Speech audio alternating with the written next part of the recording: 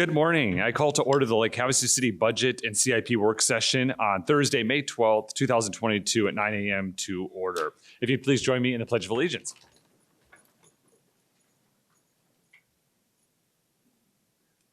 I pledge allegiance to the flag of the United States of America and to the republic for which it stands, one nation, under God, indivisible, with liberty and justice for all.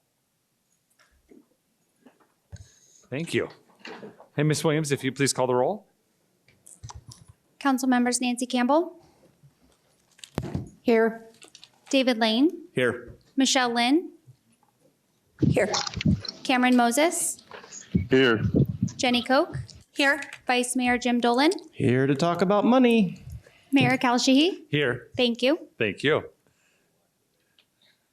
All right, item 4 is our public hearing. It's a presentation, discussion, and potential direction to staff on the budget for the fiscal year 2021-22 year-end estimates, fiscal year 22-23 annual budget, and the 5-year capital improvement plan.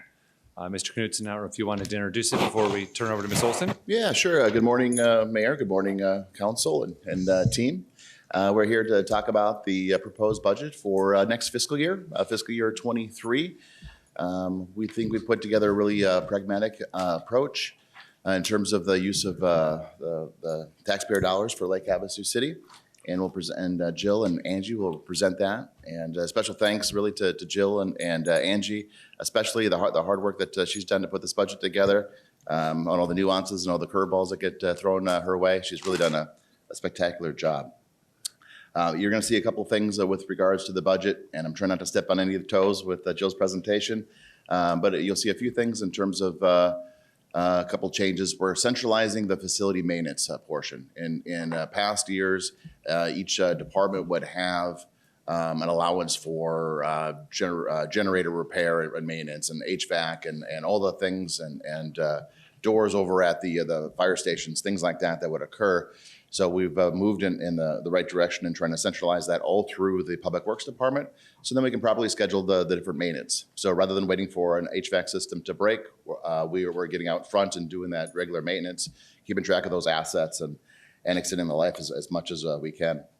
A lot of the decisions that were made as putting this budget together was based on data and information that we have to drive some of those decisions.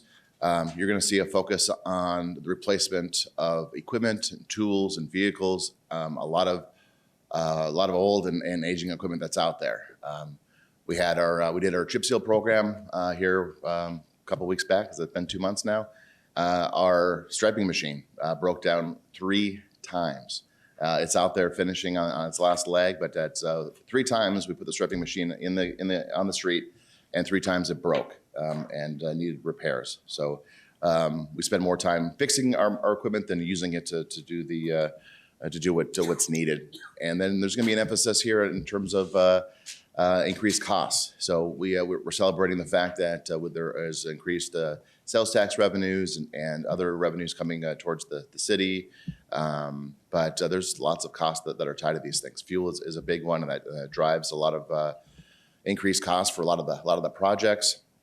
Philank and Fernando and I were talking this week and got an estimate that the cost of chemicals for all our lift stations is up 45%. That's to the tune of about $170,000. I don't think Jill knows that yet. So these are things that continue to pop up on a daily, weekly basis in terms of increased costs. We're doing our best to try to estimate what that might be and a little fortune telling and what the cost of fuel and equipment and all these things might cost Havasu to get the job done. At the council meeting on Tuesday, the council approved funding for us to rent a pump. We ordered that pump several months ago. It's not going to arrive till October. Those are other situations that are occurring that are delaying and increasing costs of projects as well too. Good news is we got a good team, and we're handling it the best we can with those nuances. So that's kind of a big picture and some of the themes I just wanted to kind of get across as we dive a little deeper into the budget. And with that, if it's okay with you, Mayor, I'll turn it over to Ms. Olson and her team. Yeah, please. Great. Thank you. Good morning. Oops. We spent a lot of time at the last meeting talking about the capital improvement plan, so today we will be focused on the operating budgets of the departments and overall. Again, this is just an overview of the entire budget process, and it's about a 10-month process. We feel like it's longer than that, but for most, it's about a 10-month process.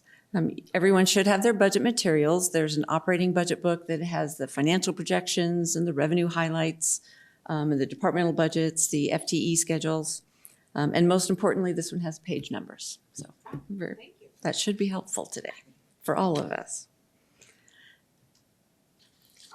So again, we'll look at the overall budget, some of the assumptions that were made in producing the numbers that you're seeing. We'll just look at the total of the department budgets, and then we will go into discussion and questions.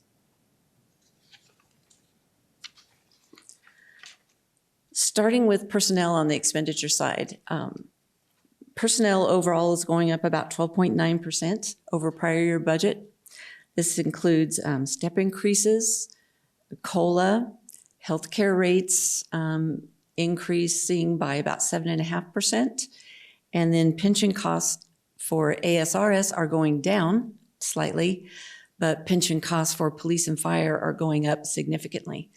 So you can see police is about a $1.1 million additional amount to the budget, and fire's up about $1.5 million additional to that pension budget. And if I can, maybe I'll just jump in a couple of times here, just maybe for council or those that are watching the meeting at home, is that these aren't decisions in terms of the increase for the PSPRS because the city budgets that and so forth. This is a pension system that's administered by the state. They make decisions with regards to their investments and so forth, and they send us a bill each and every year.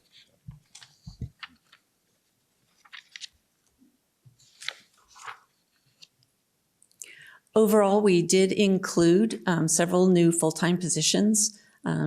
We feel that we have sufficient ongoing revenue coming in now that we can afford to do this to make sure that we're maintaining our service levels. So in admin services, we do have 3 additional positions related to information technology.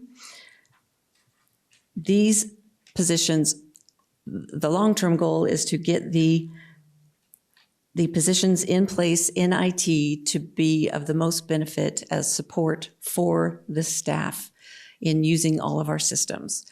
This should help us as we get that staff on board and up to speed. Hopefully we'll have the ability to have fewer third-party contracts, such as what we have with Camtra. Court has 1 additional case management clerk addition. And I won't read each of these. There is a code enforcement inspector added to the development services side.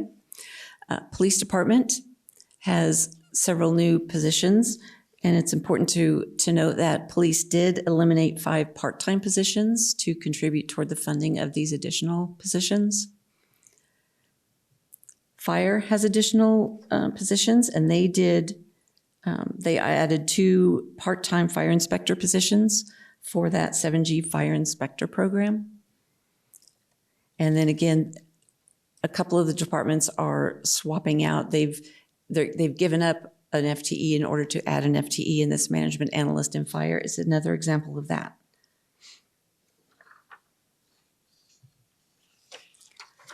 For the enterprise funds, we do have 2 additional positions in public works, a regulatory compliance water quality specialist.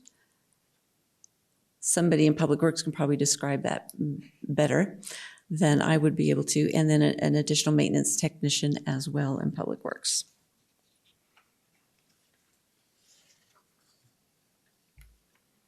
On the services, supplies, and capital side, these are increases over the prior year base budget, and the base budget is the beginning budget that we start with, where we've removed all of the one-time items. It gets everybody down to their base, and then we compare that base level to the new base level. There's an increase in the general fund of about $8.1 million. The water fund, just under $1 million. Wastewater increasing by about $2.3 million. And again, the water fund additions are minimal due to the funding unknowns in that utility.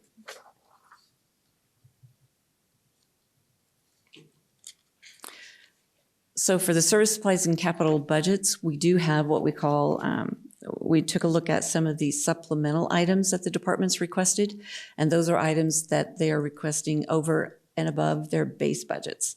So these items that are listed are typically one-time expenditure items, not ongoing. So we use one-time funds for these, such as what might be residing in fund balance.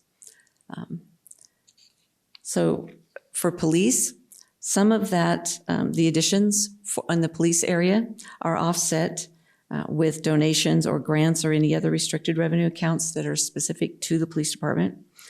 So they have 5 patrol vehicles being added and some additional training and supplies and equipment.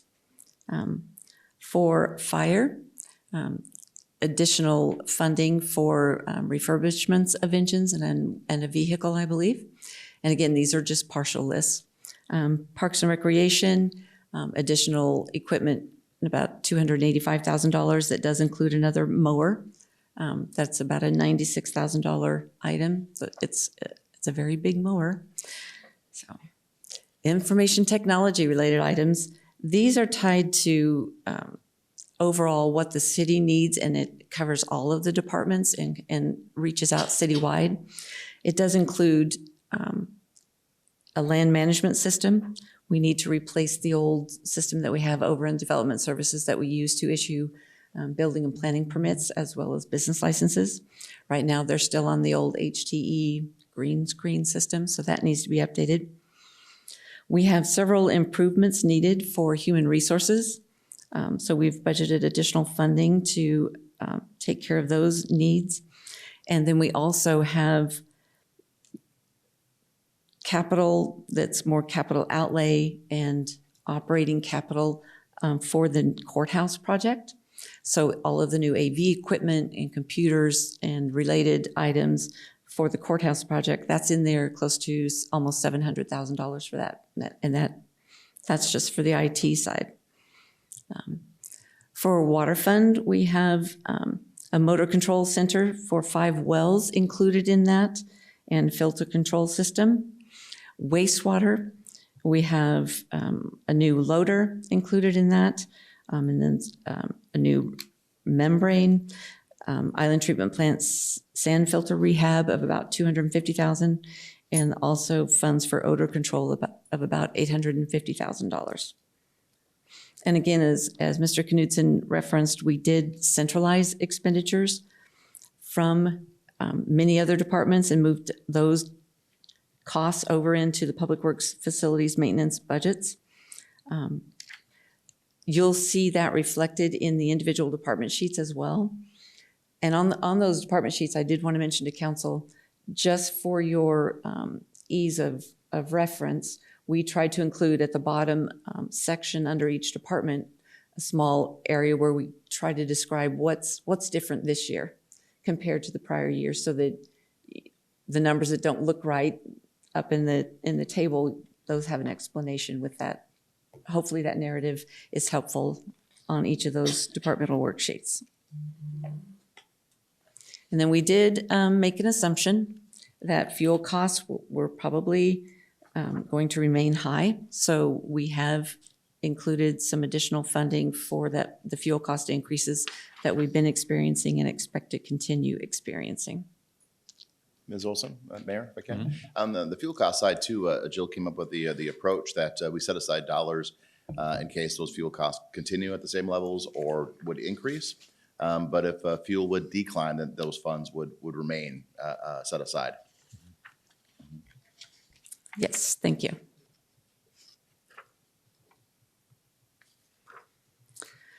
So kind of in the other revenues and expenditure category, we did include contingency funds in this year's budget at the same level that we included last year's. So the total with all funds is about a little over 2.6 million. The general fund contingency is in place again for $1 million, same as the current fiscal year. Additional potential revenues, we did include $8.5 million in the grants fund. Those, you won't see it in the general fund, but in the grants fund from the American Rescue Plan Act. So those funds are being set aside so that we can spend those. And then we have an additional $5 million in grants and donations that really haven't been identified yet, so that should we get any grant or opportunities or additional donations, we'll have the ability to actually spend them. So we do include a bit of funding for that ability. Budget stabilization reserve. For the general fund, we have included it at a 50% level going forward. That would give us 6 months of coverage in the reserves for the general fund. Since our primary funding source in the general fund is sales tax, and considering that sales tax can be a very volatile revenue source, we want to make sure that we have funding in place that we can react to any downturn in the economy. So it gives us some cushion so that we have time to react for that downturn. Sometimes we'll experience a lag as opposed to the private sector. So it's important that we have the tools in place that allow us the time to react appropriately for that. And we do understand that there needs to be a balance between what you place in reserves, and what you spend. We don't want to put so much in reserves that it's not necessary, that the money's just sitting there and it could be used for operating expenditures. We understand that balance, and we still feel, and it's been compared to some other entities across the nation. I checked with the Government Finance Officers Association, and many cities who, with the funding source as being primary in the area of sales tax, do have at least 50% funding sources. Some of them have it at 100%. Just to make sure that they're covered. The vehicle license tax and state shared income tax, we were first given our estimates from the state through the league for vehicle license tax, and it came back that we were receiving quite a bit more than what we had anticipated. We questioned it. It seemed a little high, and we were told, no, we think it's right, but we're requesting more information from the state so that we can verify those numbers. Once the league was able to obtain the numbers from the state, it was determined that it was overestimated in the vehicle license tax area. So we did have an additional $8 million in for vehicle license tax that we will be removing. That won't be included in the tentative budget because it's back down to the level that it should be. Again, those are kind of based on a few factors, including population from the census and also vehicle registration fees. In addition, we are getting additional state shared income tax of about $3.5 million in additional funding. That is correct. It's somewhat of an anomaly because it's dependent upon a change in the tax law and could vary from year to year. So we're going to treat those as one-time funds, but that 3.5 has been included and will be staying in the general fund budget. One area that we've looked at for additional funding is, and we'll bring back to council some probably the policy related to our public safety liability. We have an unfunded liability of about almost $76 million now. So we definitely need to start looking at how we can start chipping away at that and putting some funds to bring that liability down. Again, as mentioned in the prior meeting, I believe property tax rate will not change. We will leave it flat. However, the county has estimated that the assessed valuation may go up or will go up. So it will generate, the flat tax will generate an additional $388,000. $140,000 of that is related to new construction. So.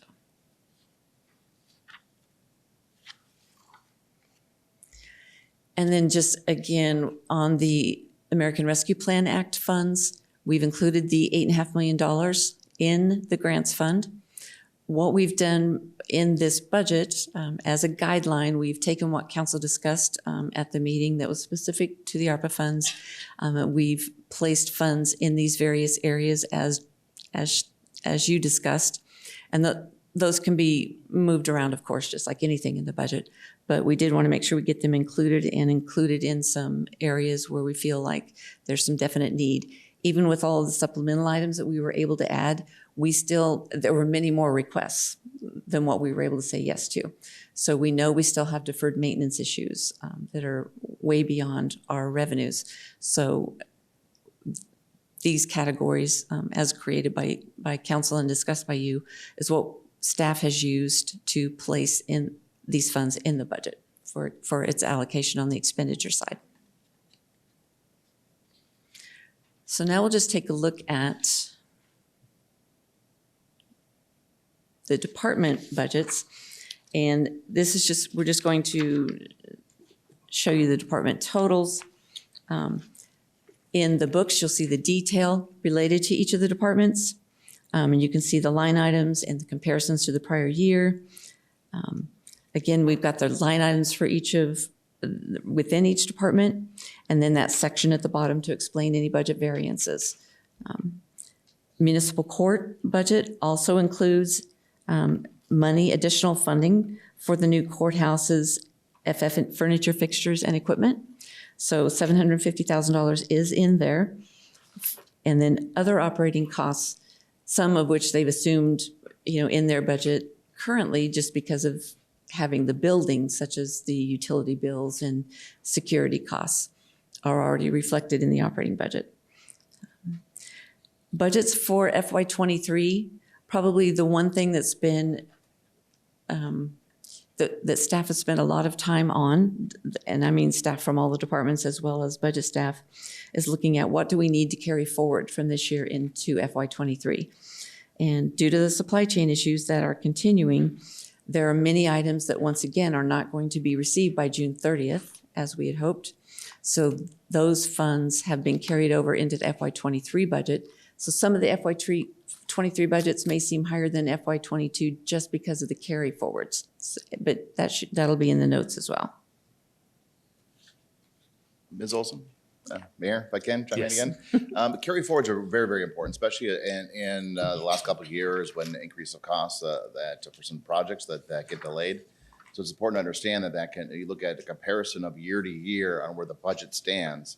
Carry forwards they're difficult. They cause a mess in terms of trying to look at apples to apples. And an example of that is in the CIP for the existing year for the HVAC system for the aquatic center. That came in higher than anticipated. So that's a project that was carried forward to this year. What does that mean in terms of the impact of the budget? That means this year's budget is going to reflect that we spent $2.2 million less in this year because those funds weren't utilized for that project. And now this next year fiscal year is going to be elevated by a higher amount. I think we're looking at like $2.8 or $3 million for that project moving forward. So that can cause a little bit of confusion when you're looking at numbers to numbers and comparisons across the board. We do our best not to avoid carry forwards when we can because it's a much cleaner approach to finish a project by June 30th. But that'll never happen where we're free of carry forwards, and sometimes it impacts us more in some years than it does in others. Thank you. Thank you. So this is just a continuation of the remaining budget totals by department. The next steps, on June 14th at the council's regular meeting, we will also have an item on there for you to adopt the 5-year CIP and the tentative budget. And the tentative budget will look like what you've received today, plus any changes that we've discussed, such as for vehicle license tax today, and any changes that the council may give direction on today will also end up being reflected in that tentative budget. The tentative budget will set the total, the maximum that we're able to spend in FY23. So we want to make sure that we've included as much as we might possibly need in that budget, because once we adopt the tentative, your final budget cannot be at a higher dollar level than what the tentative budget is. Then on June 28th, we'll have the Truth in Taxation hearing and we will have final budget adoption. The truth and taxation hearing is related to the increase in the property tax revenues. And then on July 12th, the property tax levies will be adopted by council. And with that, I'll turn it back over to you, Mayor, for questions. Thank you, Ms. Olson. So just a couple of pathways to kind of connect private sector to the government sector. We talk about the tentative budget and having a certain level that we can't spend beyond.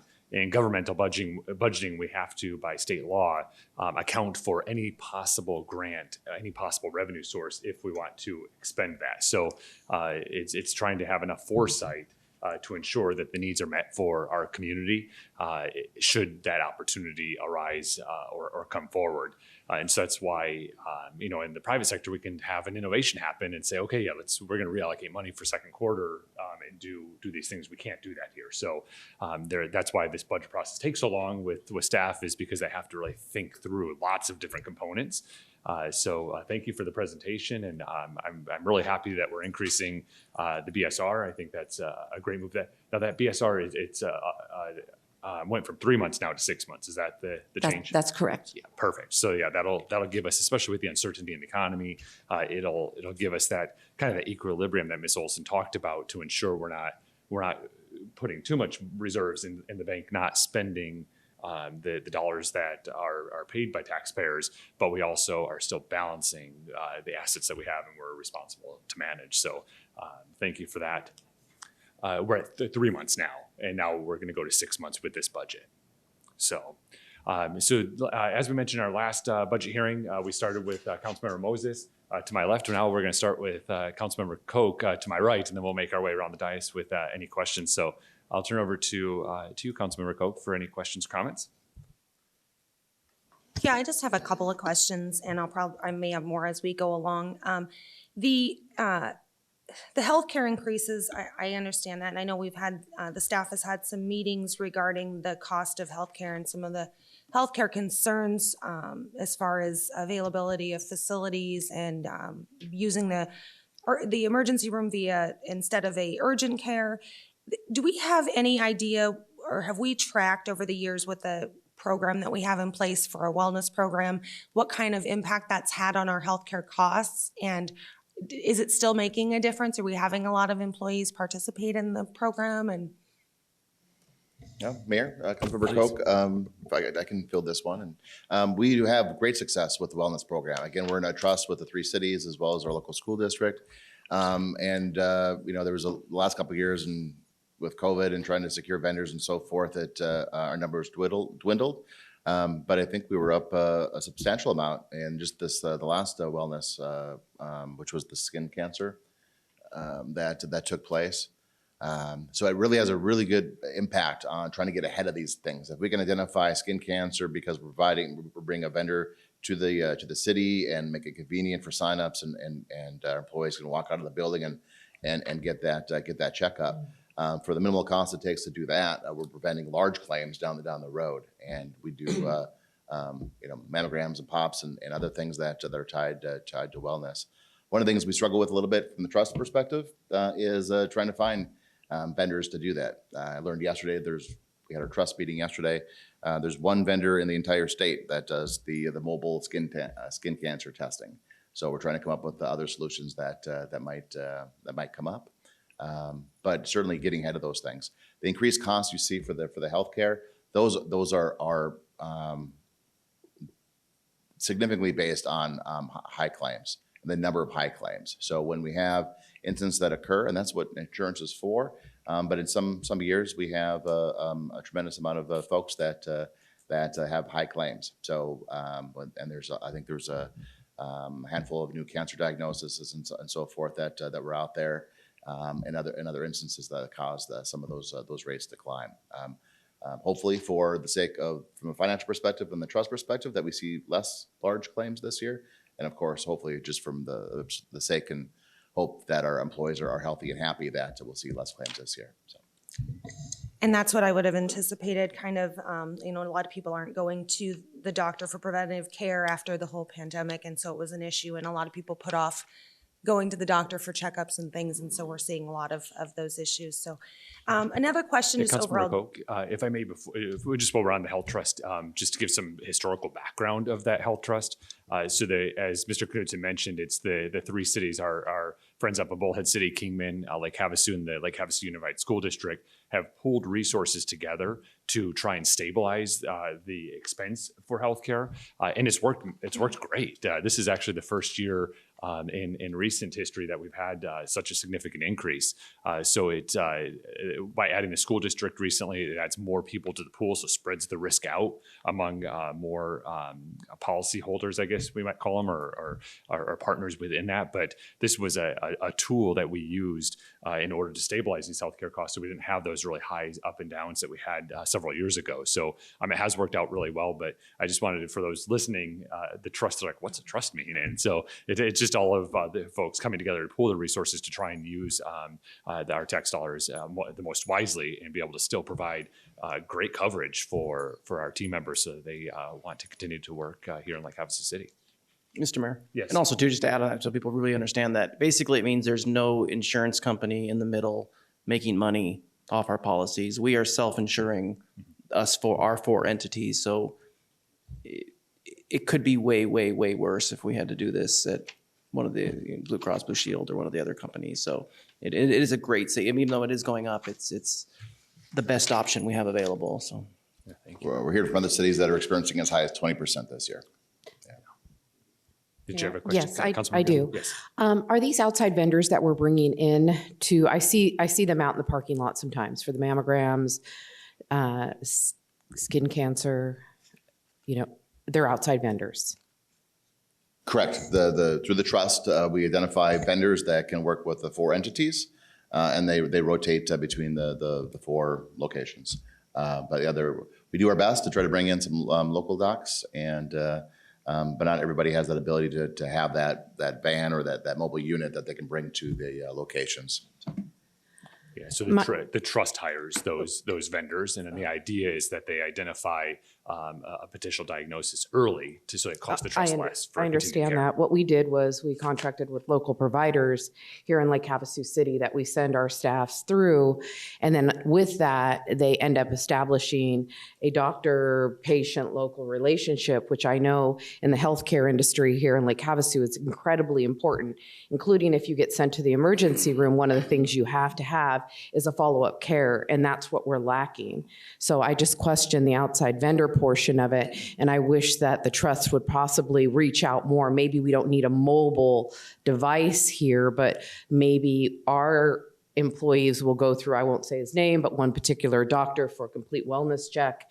And our office actually sets up their appointments and literally says, it's your time to go. And the reasoning for that is, so they do have a primary care physician as well as, so I'm just bringing out some topics of concern there that we may save some money, but in the long run, we don't if they end up going to the emergency room because they don't have a primary care physician. Yeah. Mayor, if I can, Councilmember Campbell, that's exactly what we're doing here. So what we want to do is, like, for an example, we have a unit that comes and our employees sign up for mammograms. So that's something that at a certain age that our employees should be looking at that on a yearly basis. If we can detect early signs of cancer or big other illnesses, that allows us to get ahead of those things and treat those as preventive rather than reactive. So yes, we have primary care docs and we have a network of specialists that are included. On top of that, we provide a wellness program. That includes the on-site visits. We're trying to make it as convenient as possible for our employees to go get different scans and other things that are out there. Also, part of that wellness program is that we have access to our wellness site that you can go on there and track your healthy habits. You can watch your steps, and there's different coaching as far as nutrition and other things that are on there too. So we have an insurance in place. Health insurance in place for our employees that if they come into a bad situation, we're there to take care of them, right? But the other portion of it, which pays off in spades, is forward thinking in terms of preventing these things from happening in the first place. And really, it's a minimal expense on what it takes to get a mobile unit to come to Havasu through the trust to do those testings. We've heard many stories on the POPs for our male prostate exams for our male employees, where those detections have occurred immediately. So what a great thing for that individual. What a great thing for the trust that we can spend a couple $1,000s for all of that testing for our employees and save hundreds of thousands of dollars in expense down the road. So that's just the expense side of things, and that's what we kind of focus on. But obviously, it's a great deal. I totally agree. And we want our employees healthy and working. In my world, my employees make me money, and that's why we pay medical insurance as well. I love people getting their wellness checks. It's incredibly important. We want them working. Yeah, thank you. Councilmember Koch? And this may be, Jill, I know in the past, some of these positions you wanted to add were really specific to certain programs that we were adding. Are we confident or are we comfortable? Are we going to be able to find those specific people, or are we going to need to bring them in at lower level and probably work with them to train them through these third-party vendors in order to have them in-house to help us on the technology side?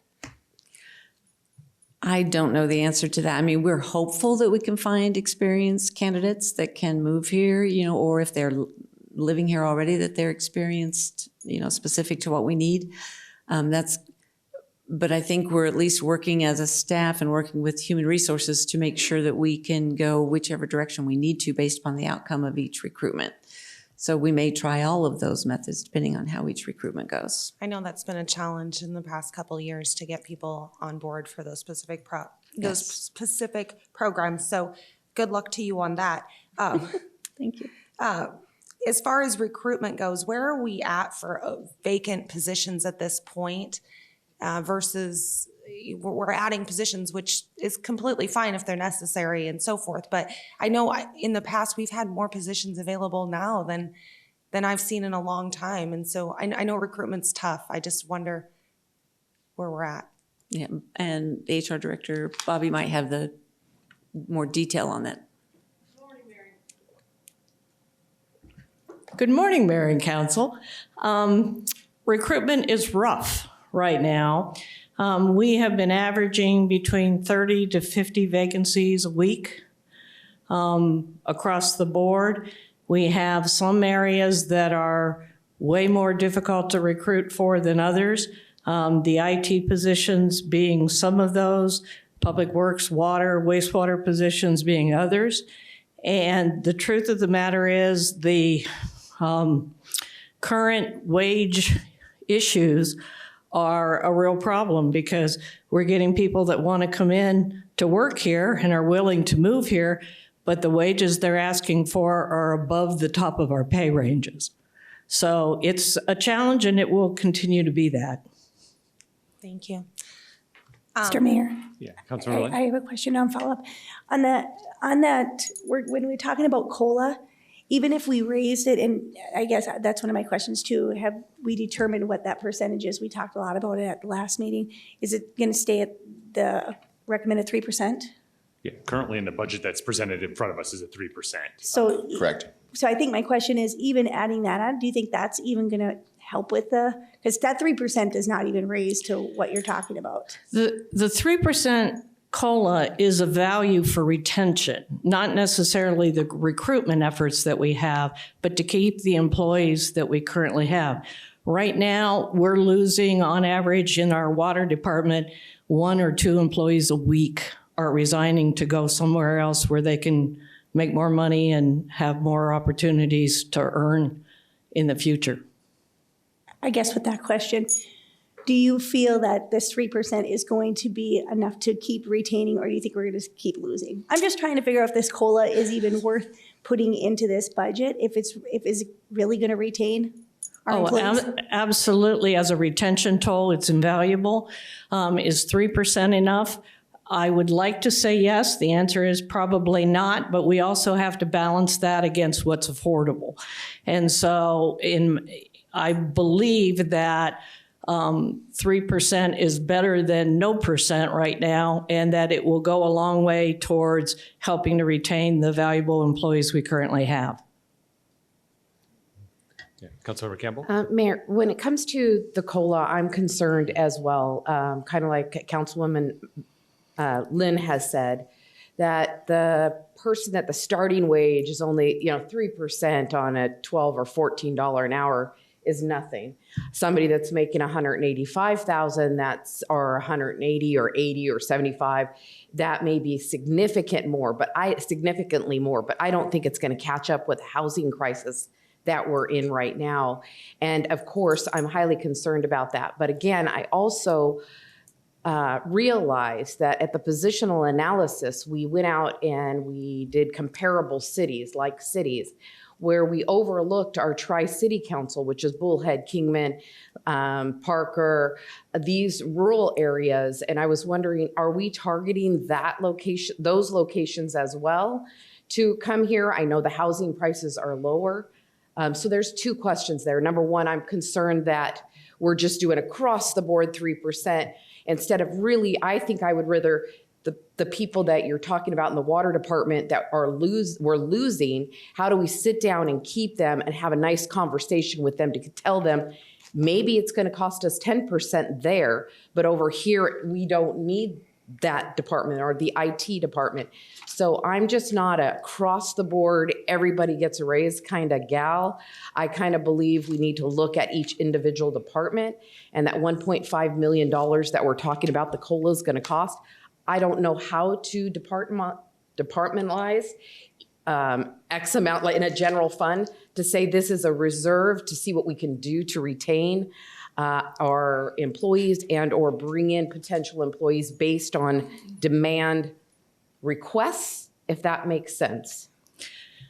We are looking at a variety of strategies as we approach this problem. We look at the market cities that the council identified or that were identified for the council when you created the compensation plan. We've looked at their salaries and what they're doing and what they're paying. This is not a problem unique to Lake Havasu City. It's everywhere. And so it's a matter of not falling further behind what the market is doing rather than trying to get ahead of the market. We're looking at strategies in terms of what kind of, in some instances, do signing bonuses make sense? Do moving relocation costs make sense? One of the challenges we have, although you have professional positions and positions in the city that make more money, they also have more options of places to go and opportunities to negotiate their wages. And so it's not the COLA is intended to keep pace with inflation and what's going on with living expenses for everybody. And it's simply a matter of where do we find these employees? And the truth, I mentioned this the last time, the truth is, if you look at where we get our labor from and where we're losing it to, it's California. That's our market. And so you have to sit there and say, how do we compete with that? Now, some of the programs, like what the fire department is doing with their CTE program, are intended to look at the school systems and say, there are people who live in this beautiful city that want to stay here. So how do we find those people and let them understand that there are great career opportunities with the city and become more involved in a business, education, government partnership so that we can take advantage of those opportunities to bring people in that want to stay here and make it affordable for them to be able to remain here. I couldn't agree with you more about partnering with more of the colleges when Councilmember Koch mentioned the IT individuals. Are we working with the colleges to, help with that? I do believe homegrown is always the best way to go. This is family lives here. Other than recruiting from the outside, obviously we can't get everybody to do that. But I'm really concerned about the COLA issue because I'm also concerned that we've been focusing so much on demand by all the influx that the federal money has hit us. We, look at how much PPP money that went out to people, stimulus money. I think even my children were getting $300 a month per child, and they didn't even need that money. And what happens is when we get more supply, more demand, which give people more money, their supplies levels go down. And I would love to see more money focused on the supply portion. If we could buy larger portions, for instance, we talked about getting fuel tanks outside of our to save money on fuel. And to me, I think it'd be better to negotiate, let's just say $1 million or $2 million with a fuel company. Would they bring in the tanks and see how we can get those fuel costs? So I think we are in a supply demand, and the more we keep fueling the demand side, if I'm making sense, we need to buy more supply and save money at any chance. I mean, that's just what I think. I mean, any chance I could get when I could buy something in bulk to save a lot of money in the long run was awesome. But if I keep on giving more money out on the demand side, the supplies just keep going down. And I just don't think it's a fix for Lake Havasu City, is to just continue to give it, because everybody in this city has the same problem. Every one of us. And what happens if every employee in town, all their employees just go, you know what, I'm going to go work for the city because I get health insurance, I get this, I get this, I get this. I'd be and the thrilled. Rest of, what? I'd be thrilled. Yeah, well, you would be thrilled, but I wouldn't be thrilled because I wouldn't be able to write the huge, taxes that we write to the community, and we wouldn't be able to continue infrastructure. So we can't have a government-only ran city, and we need to keep, this is a problem for everybody. And I just think that we need to really be mindful. Sure. We have a big job ahead of us here, all of us in this One of the room. challenges that we are doing, and it addresses Councilmember Koch's question about the IT positions, we're working right now with the Department of Labor and Arizona Workforce to look at the possibility of creating apprenticeship programs whereby we bring in people that have no skill, teach them the skills they need, and give them opportunities to grow, again, in concert with the universities and the high schools to provide opportunities for kids who are from here to stay here. Totally supportive of that. Thank you again for all you do. This is not an easy situation. It's very difficult. Mr. Mayor, can I just Vice jump Mayor in on this Dolan? really Yes. quick? I completely disagree on the COLAs.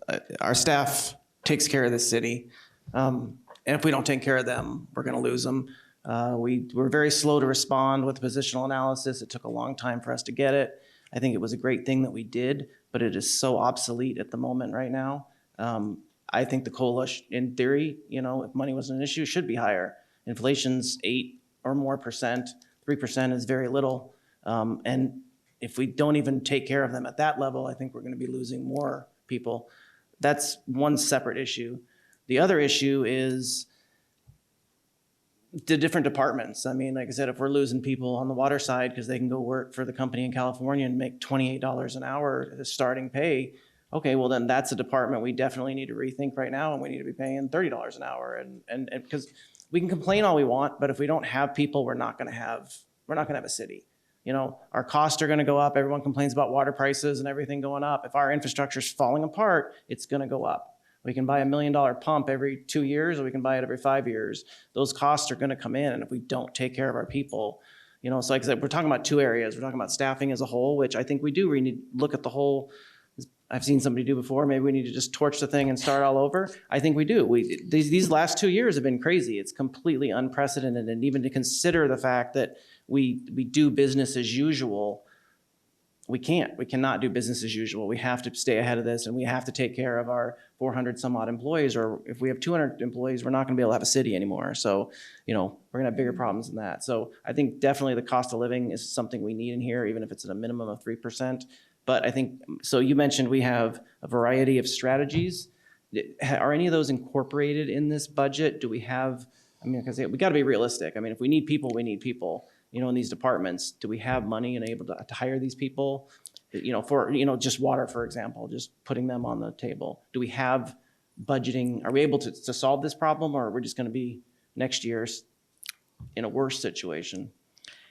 I wish I knew the answer to that. The reality is that of the last 10 water employees that have come and applied for jobs at the city, every one of them has asked for a salary that is at least 3/4 of the way up the scale in the pay plan or greater.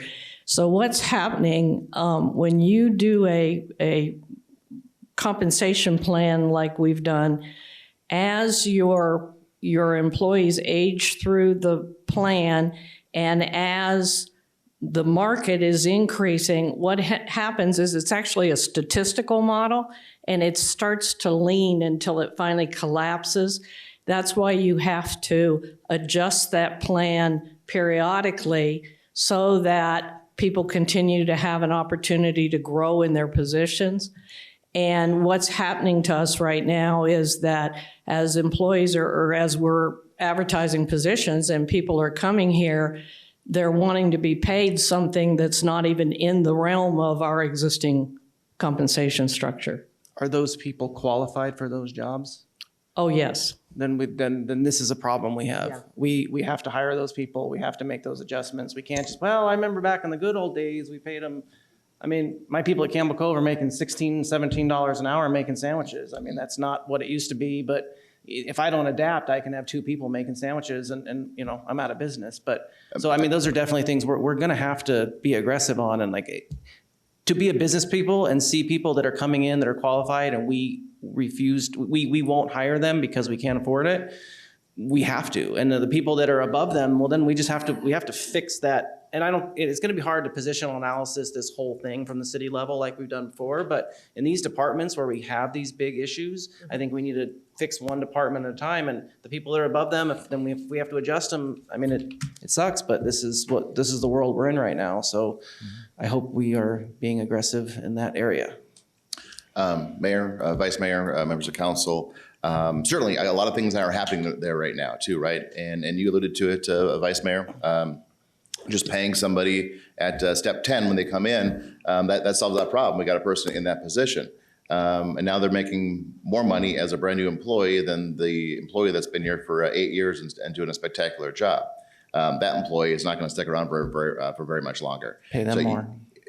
Yeah. So that's the issue, right? It's not about making a decision to pay somebody on the top side of the scale. What's the ripple effect? What are the impacts to the rest of the division, department, city, right? So those are all things that we need to take a look at it. Bobby's working with Public Works and specifically with Bill Young and Bill Gain and Thielek Fernando and our 3 superintendents in Public Works in those areas. Because we're seeing some issues in terms of our ability to do just that. But there's got to be a comprehensive approach, and Bobby's working on that to see what we can do. Our utility ones for water was it started at $17 an hour. That's what we're talking about here, and so we're doing a little bit of a minor positional analysis, some market strategies in terms of what that looks like to bring the wages and to possibly bring the wages. This is a possibility. We're studying it. This is not a done deal. So that this is why Bobby did a good job of not talking about this, because we get out in the public and about something that we're thinking about. But maybe there's something that we need to do to look at targeted divisions, targeted positions, not because we like you or don't like you, but because from an organizational perspective, from the city's ability to provide services, that we need to do something to fill these positions and get the job and the work of the city accomplished. So all those things are happening. We talk about a COLA that's an across the board retention strategy that we're working on. In addition to that, there's 30 other things that Bobby's working on to try to accomplish the goals of the organization. And there's a lot of that target approach that's happening. Yeah, from a big picture perspective, there is flexibility within this budget as presented for Jess and his team to be able to do these adjustments department by department or where it makes sense for recruitment. So when it comes down to that, we've got into a lot of detail that's not under our purview, but it is under the city manager's purview. But there is flexibility in this budget to do that. And I know in my conversations with Mr. Knutson that he's aware that this is an issue for us and we need to address it. I think now from this conversation, it's even more cemented. And I'm sure you all have had your own conversations with him as well. But there is flexibility in this budget for the team to do what they need to do department by department. So. And just remember too, that the more inflation rises, so now I'm going to be paying my employees more, you're going to pay your employees more, it's going to go across the board, all of our services are going to go up. And then of course, what are you going to see? Tax dollars coming in at a higher level across the board. So there's money coming in. But what are we going to do? Let's just say it was only 2 years ago, our inflation rate was at an all-time low. These are the parts that kind of make this even more complicated. Like, do you go back then in a couple of years and go, well, inflation rates are way down, or this goes down. You guys get to keep all your money. Tax revenues are going down. You know, we're not bringing in the income we were before because cost of goods went down. All these things. It's very, very, very complicated. And I guess I wish I was a genius on all of it, but I'm not. And good luck. All right, Councilmember Koch, if you want to continue on with your questions or comments. I just had one more point of clarification. On page 55 on the Public Works Water, just underneath where it says the variances, could you explain just maybe in any more detail where it says in fiscal year 23 includes an unavailable set aside of $720,000 for supplemental request pending available funding? Do we have any more detail on that? What we've done is we've looked at the requests, the supplemental requests for water, but the water fund cannot pay for those requests at this time.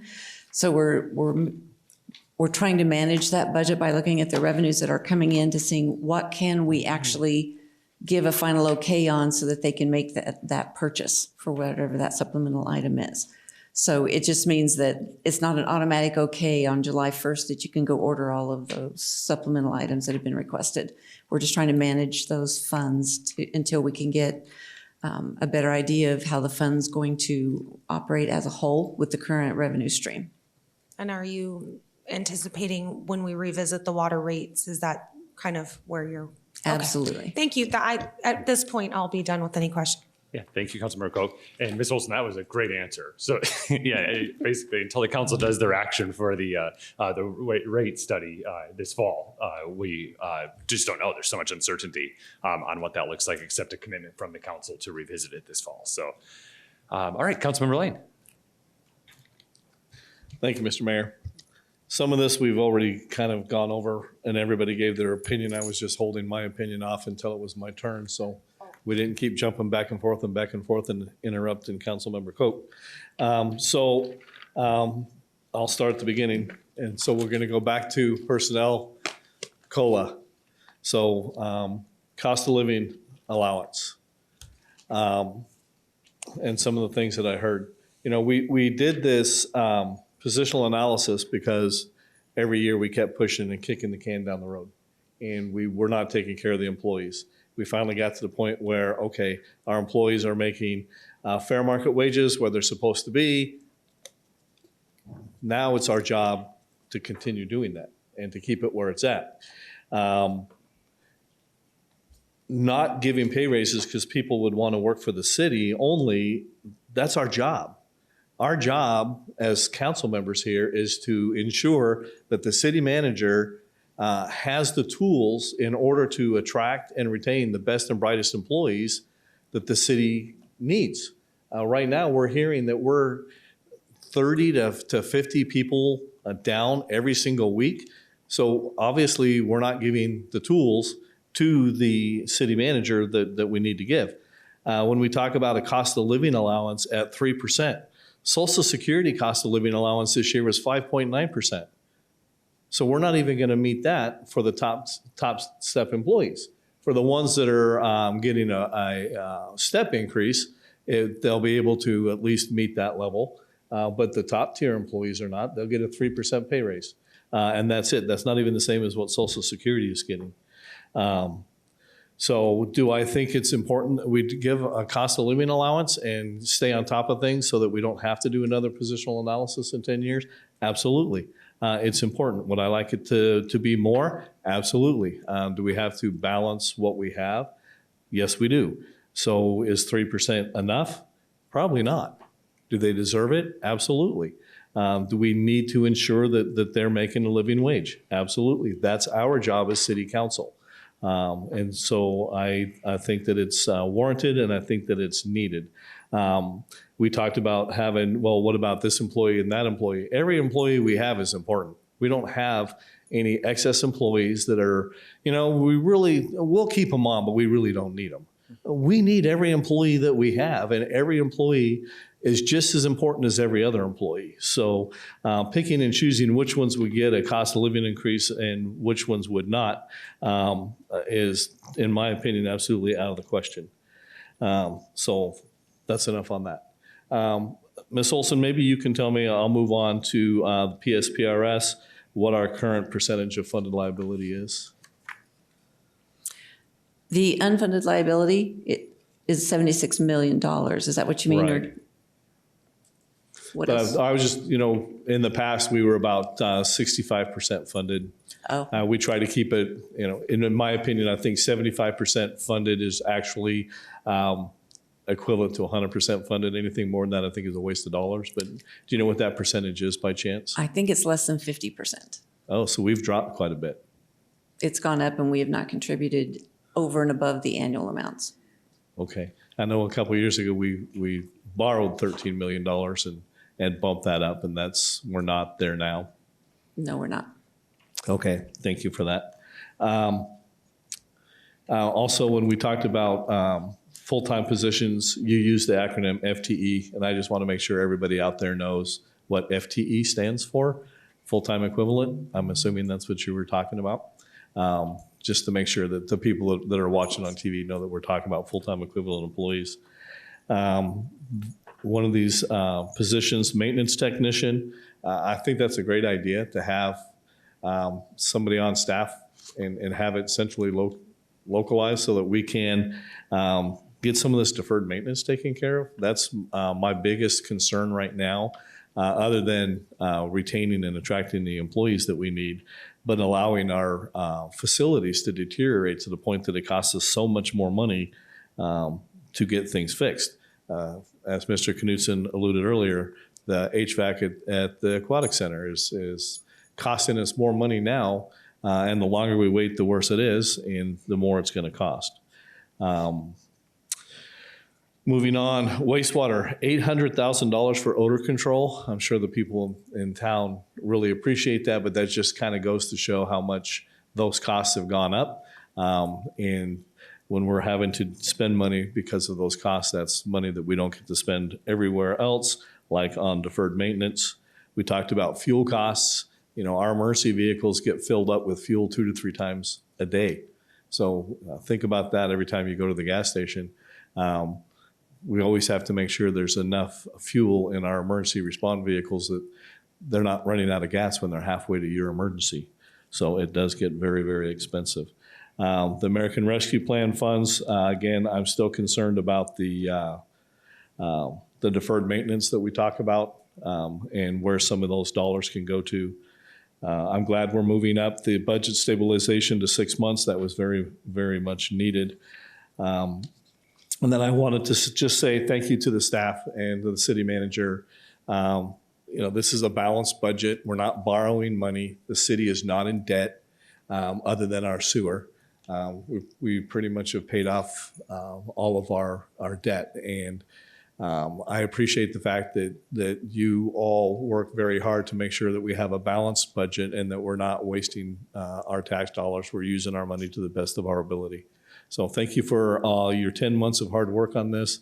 Enjoy your 2 months of not working on the budget until you get to start all over again. So thank you for that. Thank you, Councilmember Lane. Councilmember Campbell. Again, thank you. I appreciate this being my second or third time through the financial process and learning what I've learned. I know I've been in Jill's office and everybody's office digging as deep as I possibly can. And you've given me all the answers I needed and made me feel extremely confident with what's sitting in front of me and where depreciations are and all of those things. So I feel more comfortable moving forward. So on page, I love the page numbers. That was awesome. Page number 13, we're talking about refuse, so trash funds, which is an enterprise fund. And there was no notes on this, but I did end up finding it. And then I spoke with you further in regards to the influx of, you see the beginning available resources, 21-22, ending, well, in the following year, we're looking at a $4 million, or it's about $3.7 million worth of windfall in funds. And we discussed that it was a bond, I believe, that we got back because the third party, the trash company is going to take on those liabilities. So there's a windfall of money right there that makes me incredibly concerned that our trash, our landfill, we're extending up. Obviously, we're going to put in some well systems, exploratory well systems to make sure everything's safe. With that funding there, and maybe this may or not be the right time to bring this up, but one thing is that was money that we received from the citizens of Lake Havasu City at one time or another to get this fund in here, being it's an enterprise fund. And one of two things I'd like to see happen: either we give the citizens of Lake Havasu City, can you imagine a little bit of a windfall, and reduce the trash rates to bring that number down, because we really don't need $5 million in there, or $4.6 million in there, all the way up to $4.8 million, because those numbers are contracted, money in, money out. That's probably one of the easiest budgets we have. The other thing that I would like to see happen with that, if not giving the citizens of Lake Havasu City a little bit of a windfall and save them on a little bit of money, which is trash costs, I'd really like to look at another location of land that, God forbid anything happened to our landfill, that we can identify a piece of property that, you know, here's the funds are in here.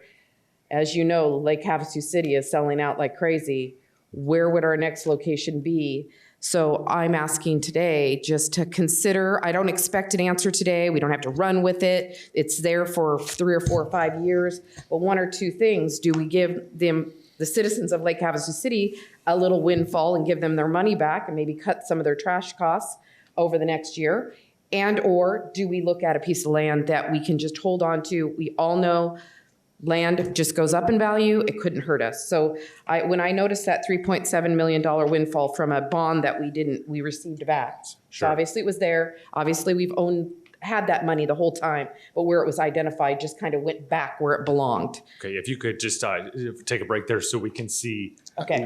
Bring us up to speed on the conversation you had with Ms. Olson. So Okay, thank you. So I don't know if Ms. Olson, if you could kind of give us a perspective. So what we're looking at is the adopted budget of 21-22 shows that the beginning available resources were $945,000 on page 13. And the estimated is going to be $4.6 million. So if you could just explain that. So. Sure. The city was holding a security, so to speak, because we, at the time, prior to the last signed agreement with Republic Services, we were responsible for the liability costs, I should say, associated with the landfill closure. We don't have that under the current agreement, so we then were able to release that security and place those funds back into the refuse fund as available funds for the refuse operation. So are those funds available for?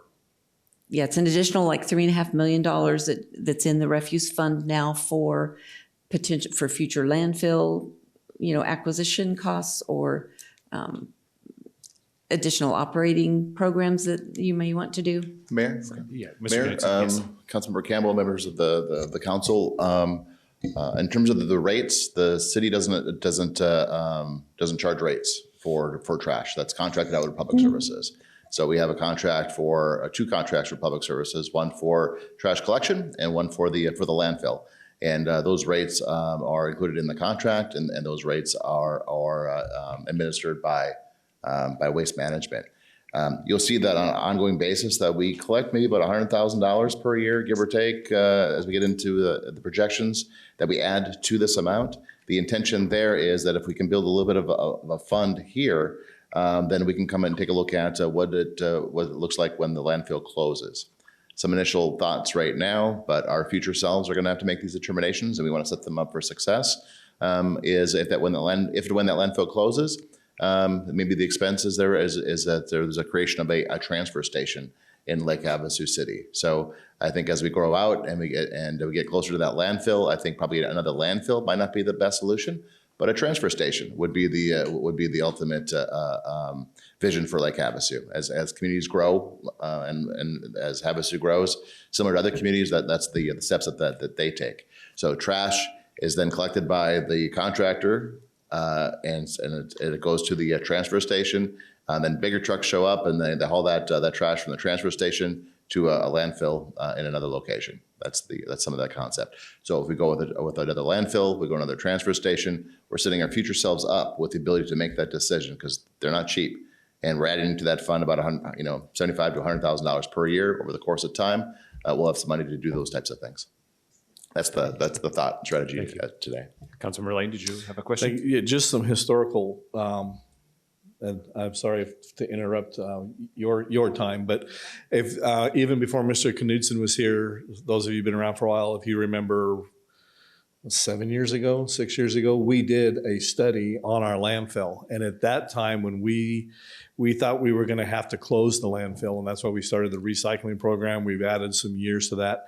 But at that time, they said just to close the landfill, not get a new landfill, just to close the landfill was going to be $20 million.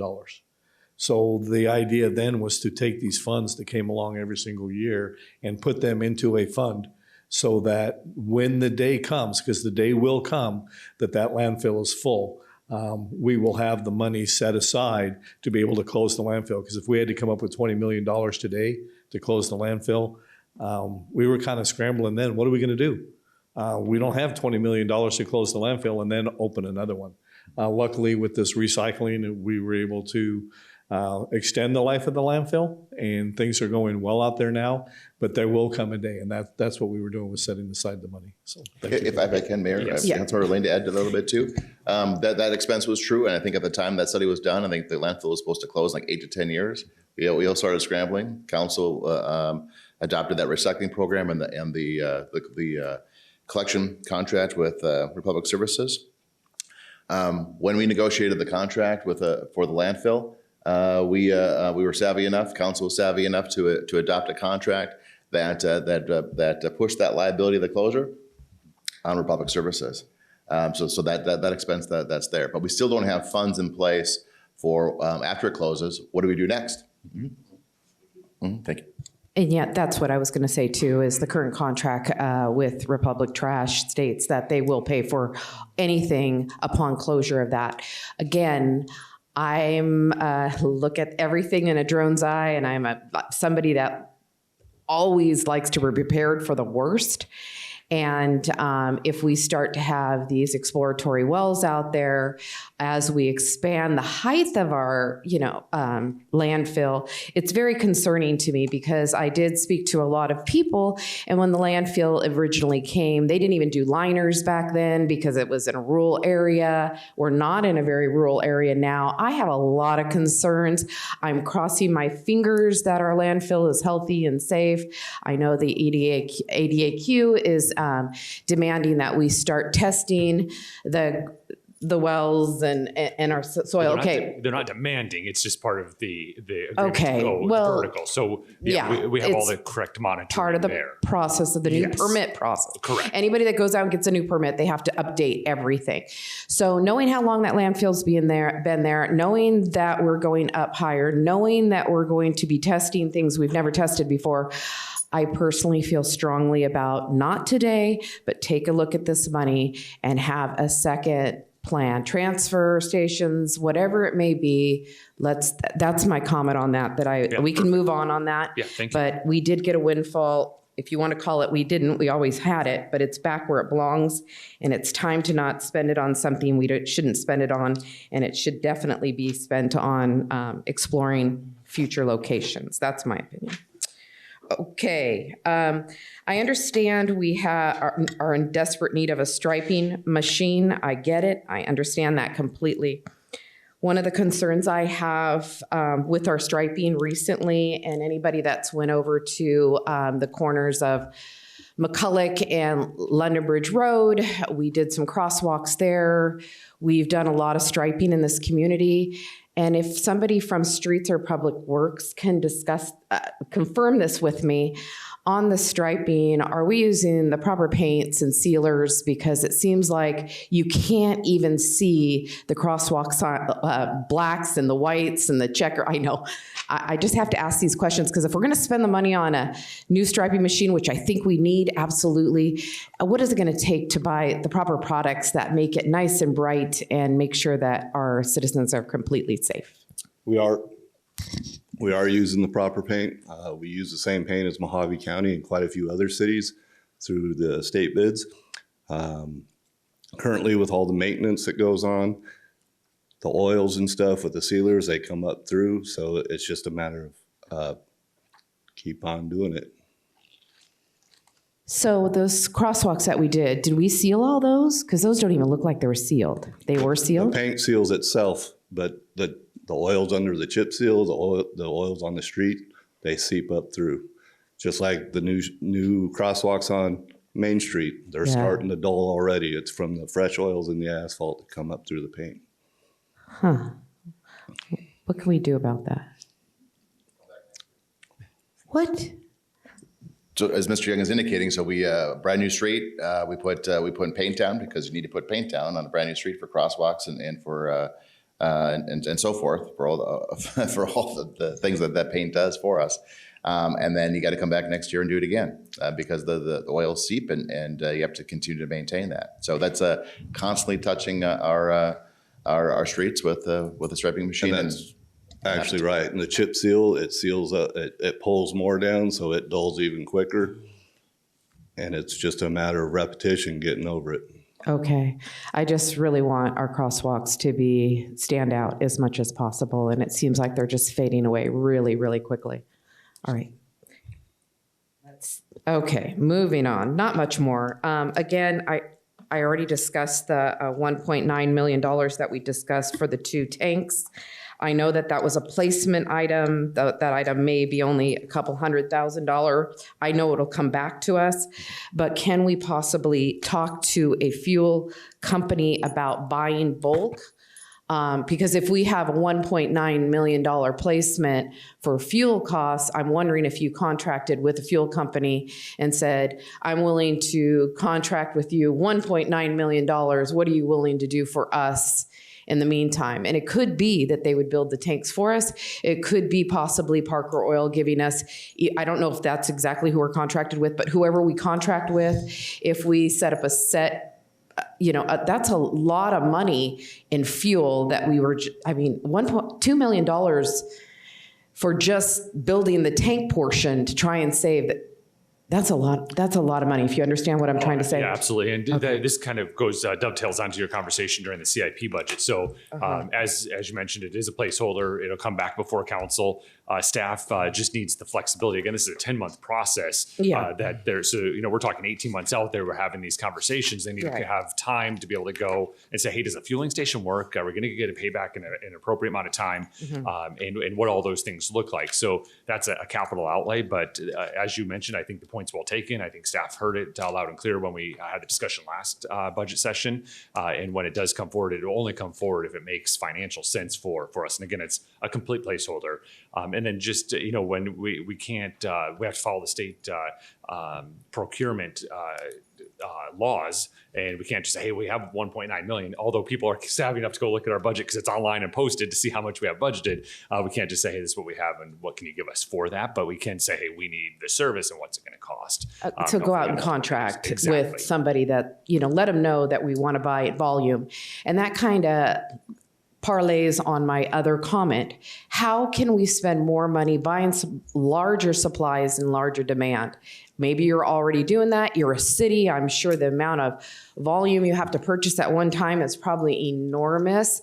But to take a look at, like when we were saying, well, we're going to put a reserve of 50% in the bank because it's the right thing to do. How do we go in and negotiate those rates with some of these contractors that maybe we increase the volume or something, even if we have area to supply it? Hold it, warehouse it, storage it. There's those situations too. Sure. But we clearly have a supply and demand issue. It seems like we keep on giving more money to the demand and the supply just keeps going down. We all know for a fact that the cost of fuel raising through the roof has had people considering riding bicycles again. This is just pure economics in my mind. So I'm trying Sure. to see what in this budget can we do to buy, or in the next year, to buy the maximum amount of supplies at one time that we can keep. Yes. And I think that's it for my questions. So just to hit the supply chain issue, so we do have a supply issue, but it's mostly supply chain, getting stuff here as with the pump, but not having access to the supplies. But for citizens watching at home, you see us adopt items most every council meeting on some state contract or some contract that we went through and actually partnered with other entities on quantities. So sometimes we're buying off of a state contract from Mesa, or sometimes we're buying from a state contract from Glendale. And that's because we actually don't just take it at the city level, we take it at the state level and take advantage of some of the state procurement laws that allow that. So although we don't take possession necessarily all at once, they know that the quantities statewide that are going to be purchased on fertilizer, for example, are going to be so many tons. And they're giving us a discounted rate for that, even though like Havasu City might only buy 1 ton, if that makes sense. So we're doing that on those state contracts, and we do it pretty regularly on every single council meeting. So we're taking what you're saying, Councilmember Campbell, and we're multiplying it times all 91 cities and towns across the state to take advantage of those discounts. And each city takes or county takes the lead, if you will, on different products on what they're going to get that contract for, and then they offer that discounted rate for all of us. So, but I think if there are some quantity discounts, or if we take possession, I think staff is hearing. I'm seeing Mr. Knudsen shaking his head, and so I thank you for bringing that point up. Well, and again, I just know in the past that city staff had the ability within their budget to be running here, there to pick up a part here, pick up a part there, pick up a part there, all around the community, just because I know. And I found that, being in the inventory bar business, I remember saying the day when you go to pick out a case of wine glasses because yours are all broken, make sure you buy 5 more. Don't wait and then run around town picking up wine glasses for a big event you're having, if that makes sense. And I'm sure you guys are all doing that. I'm just saying that I would love to see, maybe instead of, because I'm going to be so busy in the business, I'm going to grab 10 cases and make sure I get a discount. And again, I'm sure you're all doing it. I'm just a big supporter of buying as much supply as we can when we get a good price. And I wish there was a way we can do that always moving forward. Perfect. Thank you. All right, Vice Mayor Dolan. All righty. Great discussions, answered most of the technical questions. I just want to thank the staff. This is I didn't understand this process before I got on council. I think a lot of people in the community don't understand this process. It's easy just to be like, government's stupid, they're wasting my money.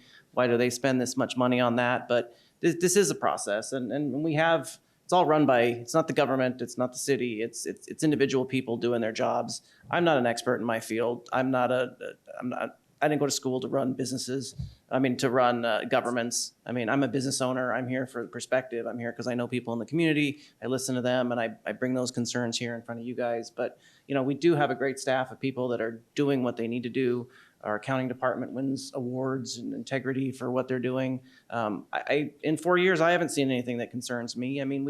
We have a lot of needs, and we're fighting sometimes over, are we at level number 1 necessity of need versus level 2 versus level 3? Where sometimes in the community, people think we're just filling the want list. So I just want to thank you guys for what you do. This is a process. And the people at home, I encourage you to get involved and come to these meetings and find out, where the money does go. Because, I hear in the community a lot, well, you guys are bringing in a lot of money in revenue. Well, yes, but we're also we're spending a lot of money in expenses just like everybody else. And I said it earlier, everything's going up. We're in a different, things have not been like this in a long time, and we're in a new area, and no one has a crystal ball. This budget is kind of guessing where fuel's going to be, a year and a half from now when the budget ends, and there's just a lot of uncertainty, and we're also following a lot of rules by the state. You have to do this, you have to do that. If it's not budgeted, you can't do this, you can't do that. So people don't realize that, and sometimes we have the perspective of, well, in my business, I could just do this. Well, yeah,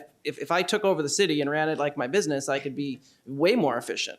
I could also be very, very, very inefficient and waste everybody's tax dollars because there's no checks and balances on me in that equation. So it's a double-edged sword. There's a lot of transparency in what we do, and we have. If you don't trust the people that are in the seat making the decision, then go somewhere else. But having been here for 4 years, I thank you guys. I trust you guys for what you're doing. Like I said, this is a 10-month process. I meet with the city manager every week. I meet with Cal every week. And, when I have concerns, I see it, I say something then. And like I said, I think in 4 years of what I've seen, I think we definitely have a great city. And if some people find things that they can work on and we can tweak and make adjustments to, great, bring it to us. We'd love to do it. But like I said, it's not easy being up here. We do have some tough decisions. People don't understand the retirement fund. That's 70 some odd $1 million that we owe. And just that conversation alone, we could explain it to somebody. And then, it's a tough decision. That's a lot of money to put towards that. And why didn't you do that instead of that? So there's a lot of complexity to this. So I thank you guys, and I thank you for being there for us as council members to help get us up to speed to explain this. So like I said, I'm happy with this budget. I think it's definitely a good step, and I thank you guys. So that's all I have. Yeah, thank you, Vice Mayor Dolan. Councilmember Lynn? I didn't think I'd have a lot of questions, and I have a few. Can you go to page 39 on the city manager? I just don't understand. I just want to understand what that means about moving the lobbyist expense, because I don't have a clue what that means. Can you explain that to me? The city has a contract for a lobbyist, and it had been budgeted in our non-departmental division. And part of this process of centralizing various functions, we also took a look at what's in non-departmental to decide, should this item actually be expensed in the department to which it's related? So that's what we did. We just moved that from out of non-departmental into that budget. Okay, thank you. I just wanted clarification. And then if we talked a little bit on the budget overview about the informational, technical related items, 2.9 million, and you said there's like 700,000 that's IT equipment for the new courthouse? Yes. Okay, so I'm kind of confused on pages 44 and 45. Can I just have a little bit of clarification on we're spending that kind of money for a new courthouse, and then I'm looking at the budget on page 44 of the operations, where 2022 it's 15,000, then 22, 23 it goes down. Can you just explain those numbers to me? Because I guess I'm kind of trying to see what the timeline is for the courthouse and where we're putting money in it and when it's actually going to be in place. Councilmember, I'm with you. I'm on Right. page 45, but what? 44. 40. Okay, so 44 is the paying off the courthouse Budget. debt. I'm looking at looking at operational maintenance. I don't understand the numbers, so help me with this, okay? Okay. Just some clarification on fiscal year 2022, fiscal year 22, 23, go to the operation and maintenance. It goes from 15,000 to 15 million to 6 million. Can you just Yeah, so tell there's me what that means? Yeah, there's the budget there of the 13 million in other. Ms. Olson, is that? That's for grants. That's for what? That's what we set aside for grants. Okay, Should they realize, so we don't necessarily have those buckets of revenues yet, but should grants and opportunities realize that's where that money is? All Okay. general fund related, yeah. okay. I think that okay. I just didn't understand those Sure, numbers. no, yeah, that's, yeah. Okay, all right. And that does take into account, I would assume, the ARPA that we already do know? Correct. Yes, so that's why it's so significant. So we do know part of it, we just don't know all of it. Okay, I just need a clarification. And then on the ARPA money, so I understand we're all working through this new budget with what that looks like, and we've already talked about the Community Resource Coalition and that money in this specific budget. The rest of it, we haven't really put that into our budget, the rest of those items, correct? Correct. We've put them in these categories just so we can include it in the allocation. Okay, so we can still, even though it's not actually in the budget, we can still, this is giving you permission to put those things where needed in there? Yeah, we've actually included that dollar amount in the budget, but this is to give you an idea of currently what the breakdown is Okay. for the allocation side. Okay, all right. And as for the COLA, I want to make it very clear. I am a business person, so I employ people, and I think it's extremely important. I mean, I was a huge supporter with the positional analyst and what that did for our employees. I think that my concern is that the 3%,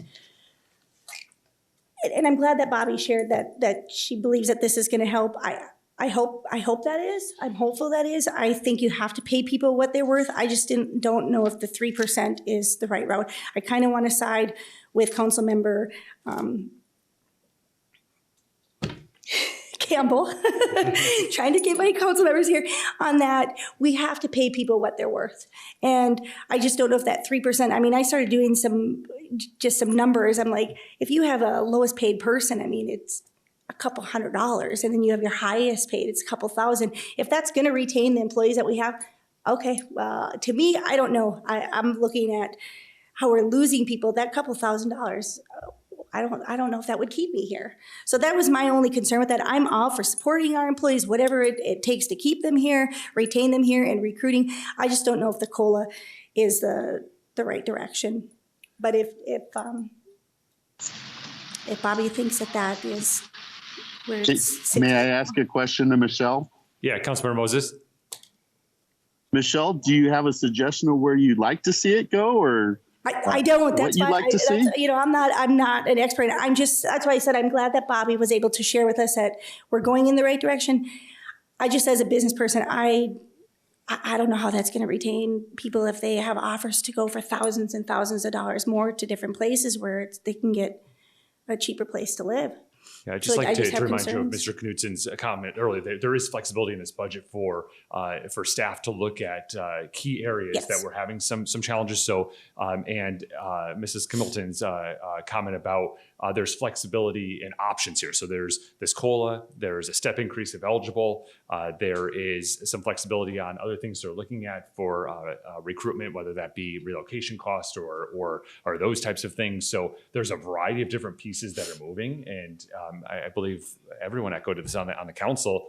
This is not unique to what we're doing here today, but we're the ones elected to solve it here. But private sector is also experiencing similar things, and the only difference is in the private sector, they've already made these changes and they make it on the fly. Like, oh, I need you, and I need you in the dish pit now, and we pay you what you're going to do. If we don't give this flexibility through this budget process, Mr. Knutsen and his team don't have that ability to do it. So Absolutely, and I just think I wanted to voice that because I didn't want the public or the staff to think that I don't support that. I just it's going to be a struggle. I see it in my own business. Yeah, I'm sure you all up here who are business owners, you see that. So that's my concern. I don't want anyone to think I don't think that the staff doesn't deserve that. I don't know how it's going to look at the end of the day. But other than that, that's all the questions I have. And Mayor, I do agree with Councilmember Lynn as well, that I'm concerned about that. I absolutely think that we need to look at every individual department, and it sounds like you're doing that. But I'm not for right across the board, everybody get a 3% increase for COLA. And then again, in a year or two from now, or maybe we have a 50,000 home development in the next couple years pop up, that's within traveling distance. We've got to be a good stewardship of the money. And lucky for my business, I guess, we do profit sharing, literally profit sharing checks, windfalls. Boom, everybody's excited because everybody's on board to make sure that they get that profit sharing. And obviously that's not a government thing, but boy, when you get done with your budget, I wish that 1.5 million, and some of you have talked about upwards of 8%, that would be $5 or $6 million. Boy, I would love to do windfalls that, the taxpayers are not just burdened for this cost of living. If Lake Havasu has a recession here pretty soon, our sales tax dollars drop immensely, everything changes. I mean, we all know in the world of economics, this happens all the time.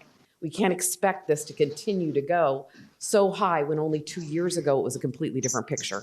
So I'm more for like bonuses or that, a windfall that way, or how you can assist along the way, but it's not just set in stone moving forward.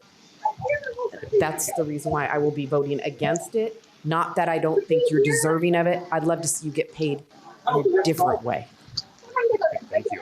Councilmember Lynn, does that conclude your comments? Yes, that's all my questions. Thank you. Councilmember Moses? Yeah, you guys there? Yes, we are. Good. Yeah, thank you. I want to echo everyone's sentiment. I just want to thank the staff for doing a great job of putting this all together. I appreciate all the conversations, and I wrote down a bunch of notes to kind of talk about. And a lot of it got answered in all of these conversations. Even some of the stuff suggestions I had for Bobby.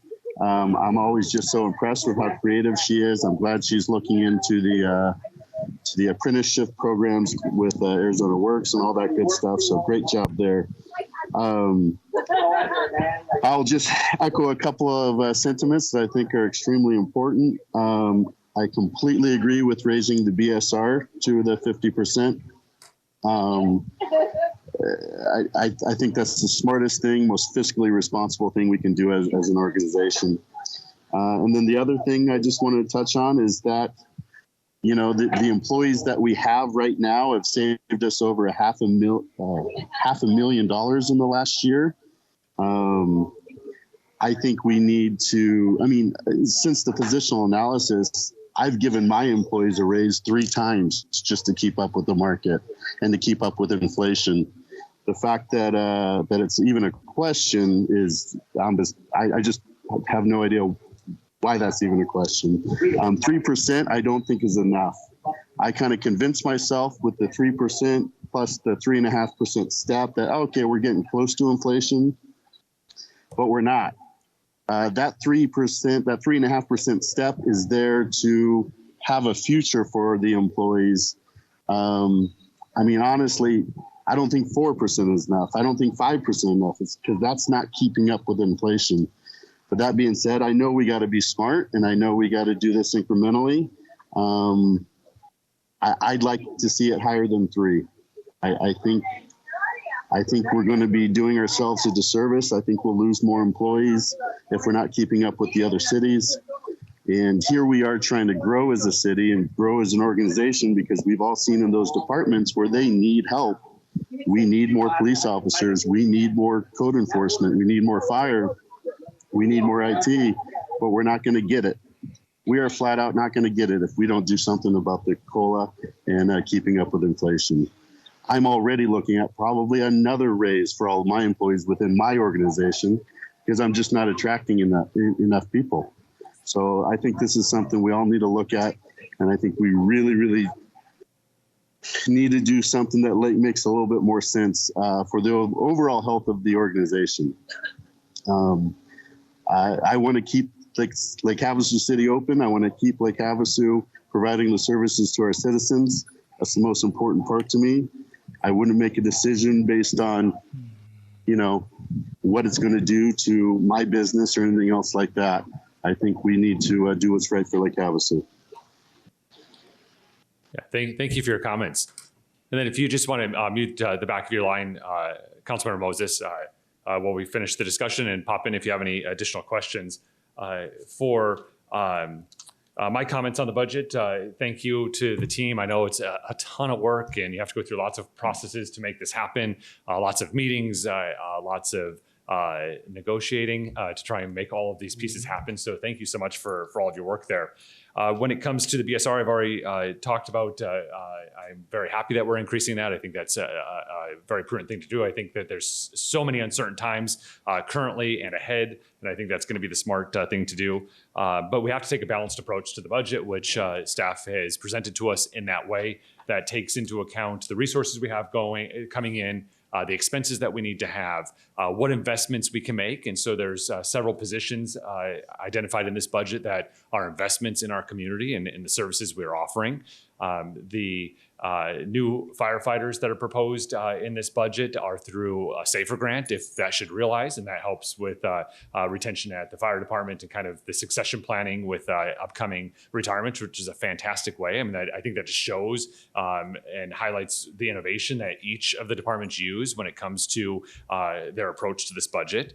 I do support the COLA as presented. Again, there's just so many uncertain things. I don't think there are any, that there's a magic number to what this looks like, but I do support it as presented.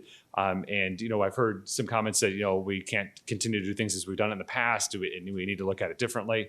well, we are looking at it differently. We've never offered COLA before. When we did the positional analysis, it was at the request of the staff and that we did a STEP program, and that so there was certainty in what their pay structure looked like, and we did that. And so we are thinking outside the box. We're shaking it up. We've never done a COLA or even considered a COLA before to do this, and so I think that a 3% is an appropriate amount that is fiscally responsible. We have the money and ongoing money should things change.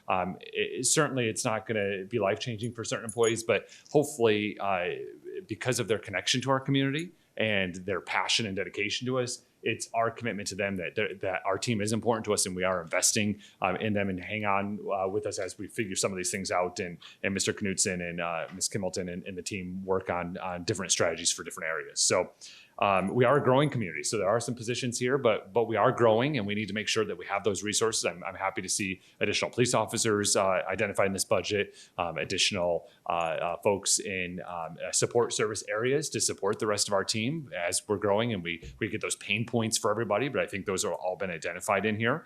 And the pension fund, I just want to touch on it. It's not anything we did to this. We've been paying what's been required. It's unfortunate that the state does a horrible job with their investments. And if we could change it, we would be all over it. But they don't change it, and they send us this bill, as Mr. Knutson mentioned, and we have to pay it. And we've done strategies in the past to help offset the liabilities that we've had when those opportunities are offered to us. But they need to kick it in gear and do what they should do, and that would make these investments work. But I would hope that some of our discussions with some of the additional VLT monies and income tax monies that come in, that we have some sort of a plan going forward to address some of those unfunded liabilities on the pension plans. But we can have those discussions in future conversations. And then I'll just caution members of the council, this is a huge spending plan that we went through. We've now talked about investments in capital, investments for our community. These are the things that our citizens use and need and expect of their local government. And I think we've done a really fantastic job with that. Today we really did a deep dive into the operations and what that operation is going to look like. But a no vote on one particular portion of this budget is a no vote on the entire budget. So there's a lot of pieces. So although you might not love every piece of it, overall, if we can come on board with the overall spending plan and the overall direction that we're giving staff, this is a balanced budget that takes into account our taxpayers and their hard earned money that they pay in taxes. We're balancing that with ensuring that we can provide the services. We're investing in our future, and we're also ensuring that we have a BSR going into the future and going forward. So I'm very pleased with this budget as it's presented. I think that it is doable. We can make it happen. And should there be a downturn in the future, we'll be able to sustain ourselves. So those are my comments. I'll turn it over to Mr. Knutson if you have any follow-up questions or any needs for clarification from the council. No follow-up conversation, and in terms of direction from the council, I think we're good. Jill, any direction that's required from your perspective? No, I believe we understand what council's saying. Mm-hmm. Yeah. Thank you for a robust meeting and for the questions and the challenges you're giving to the team. There's a lot of thought, a lot of strategy that our team throughout the entire organization, throughout all the different departments, are always looking at a better way of doing things. And we'll see that reflected within the budget, and you'll see it occur after the budget's adopted and we actually start administering that budget. So thank you for that. Yeah, thank you. Are there any final comments or thoughts from members of the council? All right, this is a public hearing. Would anyone like to address the city council on our discussion today? Seeing none, we'll go ahead and close the public hearing. And item 5 is a motion to adjourn. All right, we have a motion. We are adjourned. Thank you again for being here. Be kind, and we'll see you next time.